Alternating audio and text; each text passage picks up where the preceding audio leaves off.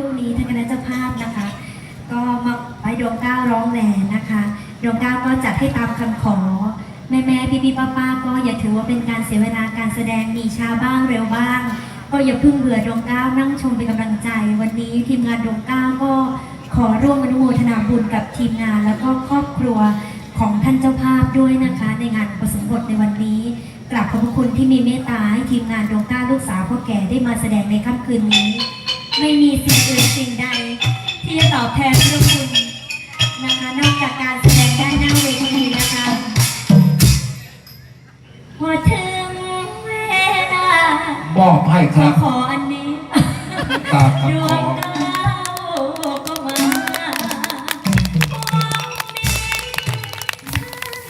ที่นั่งโปรดวางสักนิดเถิดญาตินายนางดวงดาวจะดังก็เพราะพลังความเมตตาส่งเสียงเจือยแจ้วแววผ่านมากราบคุณนายคุณนาเวลาลมเย็นฟังข่าวที่น้องดวงดาวจะร้องลำเล่นเงียบสงัดลมพัดเย็นขอบพระคุณมากๆเลยนะครับ จะร้องเล่นแหล่ให้ฟังนั่งตรงนี้ขาวไหมมอบให้แล้วนะครับ ขอบคุณ ขอบพระคุณมากๆนะครับท่านเจ้าภาพนะครับขอบพระคุณครับ ท่านผู้ฟังจงนั่งนิ่งๆพี่น้องชายหญิงปู่ย่าตายายดวงดาวร้องแหล่ช่วยแหล่อะไรเกี่ยแซวพลักใสที่ถึงกับเส้นดวงดาวขอ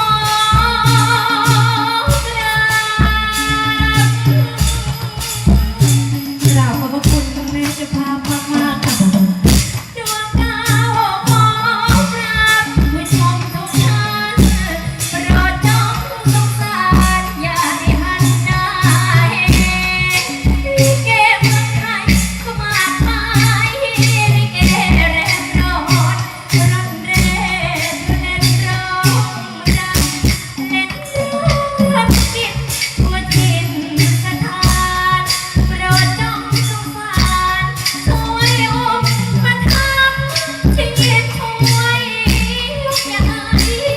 ตกต่ำศิลปะศิลธรรมผู้บ้านเมืองมาที่สิ้นของไทยต้องอยู่คงทนจะมีงานการกุศลที่คุณและเจ้าข้าจะมาลิเกเอาเฮฮาดูทีดูท่าศิลปะของไทยนั้นท่านจับชื่อเพลงพิพาทแสนโลกระนาดปีน้องปีใกล้เสียงที่ได้ยินนั้นมันเป็นเสียงของไทยถ่ายทอดเทไทยมาในวันจะวันดวงดาวขอฝาก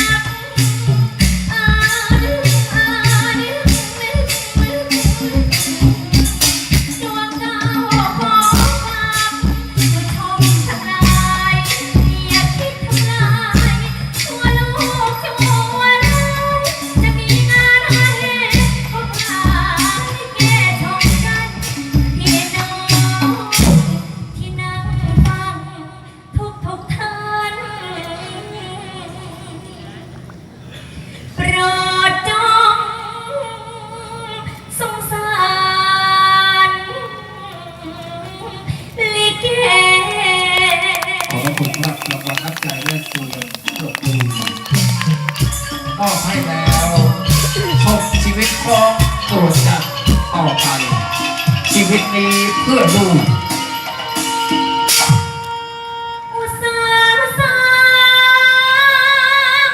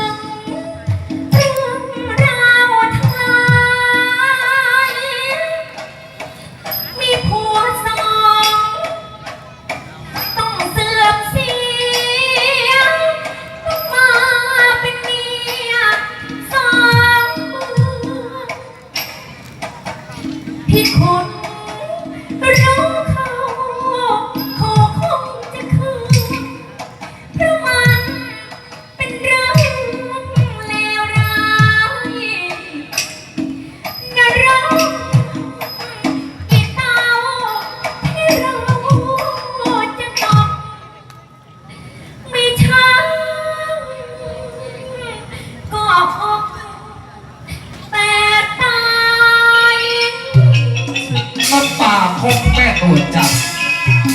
หาที่รอดพ้นสายตาของลูกๆที่สงสัยมาโดยตลอด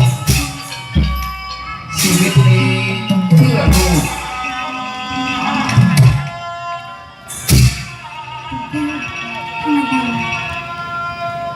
เสร็จแม่ธรรมดาทรงกันเสร็จสุขแล้วลูกถอยมาคุยเป็นอะไรหรือแม่คะไม่อยากที่ลูกขึ้นเฝ้าทรงเห็นคราบน้ำตาธรรมดาทุกเวลาธรรมดาไม่ได้ทุกข์ใจสิ่งใดนั่นสิเพคะเสด็จแม่ใบหน้ามีแต่ความเศร้าหมองผมฉันไม่เคยเห็นเสด็จแม่ยิ้มแย้มเลยสักครั้งโถลูกไม่ต้องทุกข์ใจกังวลใจเพื่อเรื่องของแม่หรอกนะลูกนะแม่เองนะแก่มากแล้วโดนลมโดนฝุ่นพงนิดๆหน่อยๆเข้าตาแม่เองก็น้ำตาไหลแล้วลูกไม่เป็นอะไรหรอกนะลูกนะ เสด็จแม่จะโกหกใครก็โกหกได้ แต่เสด็จแม่โกหกใจตัวเองไม่ได้หรอกนะพี่ยะค่ะ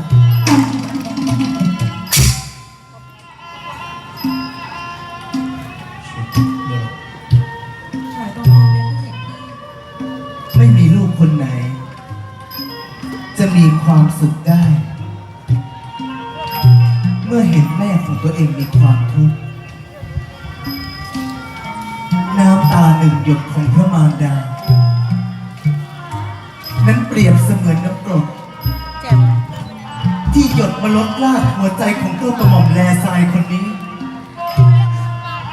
อดีตเบื้องหลังเป็นเช่นใดเสด็จแม่บอกตัวกระหม่อมได้ไหมพี่ยะค่ะ ไลน์เนี่ย แม่สายลูกแม่ ไลน์ไลน์ ขอบใจนะลูกนะที่เป็นห่วงแม่ เป็นที่กล้อง เอาเถอะลูก เปล่า ในเมื่อลูกโตพอสมควรที่จะรับรู้เรื่องราวในอดีตฟังแม่นะลูก แล้วกล้อง ที่จริงแล้ว เป็นที่ องค์สังฆทานเขาไม่ใช่ นวล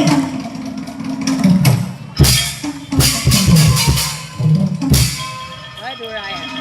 รูปเขาเองสวยอะไรสวยนั่นเองไม่ร้อน นี่มันอะไรกันนะหนูไม่สบายอยู่ไม่ใช่หรือ เพคะ ออกมานั่งตากลมทำไมเข้าพักเลยนะหนูไปสิหนู แม่สายจำคำได้อย่างนั้น อย่าง ลูกเป็นคน อย่างอะไร ไม่ใช่จริงหรือที่จะให้ใครเข้าปั่นหัวเลยได้ยังไงจำคำแม่ ไป ไว้ เลยนะหนู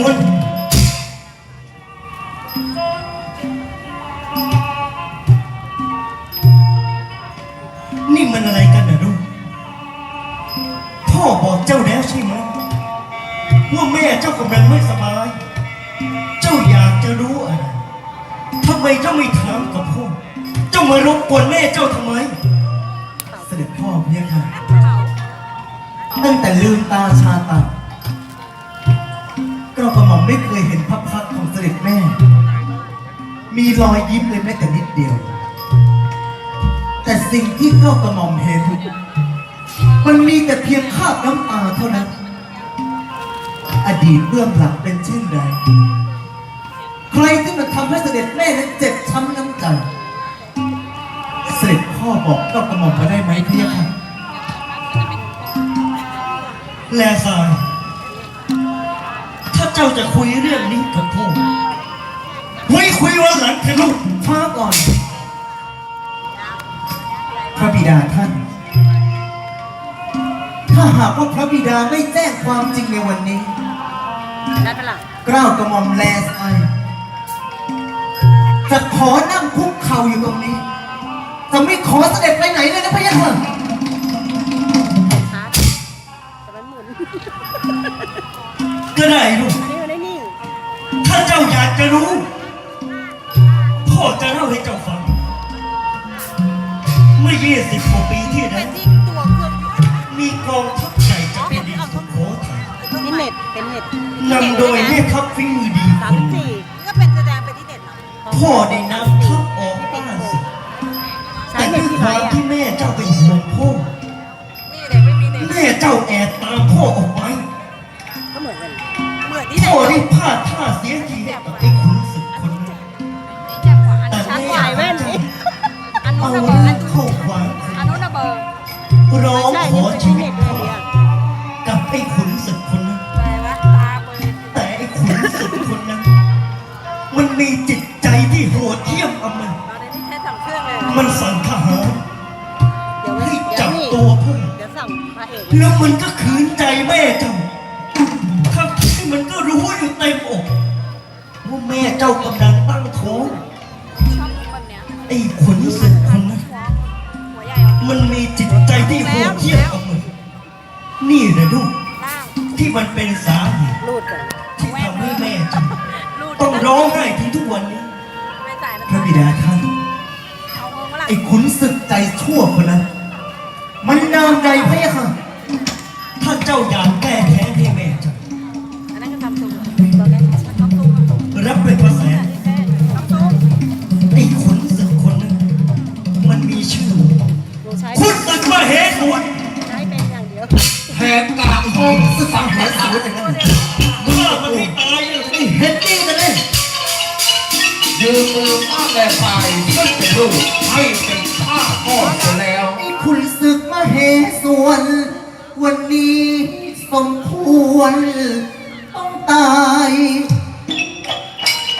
ไอ้ขุนข้าสุโขทัยอยากรู้มึงรักจริงหรือมึงหนีไปอยู่โลกใหม่มึงนั้นก็ไม่คนมือไอ้ขุนศึกมเหสวนกูจะขอปฏิญาณต่อหน้าพระแสงเลยมึงถ้ากูเอาชีวิตของมึงมาทดแทนให้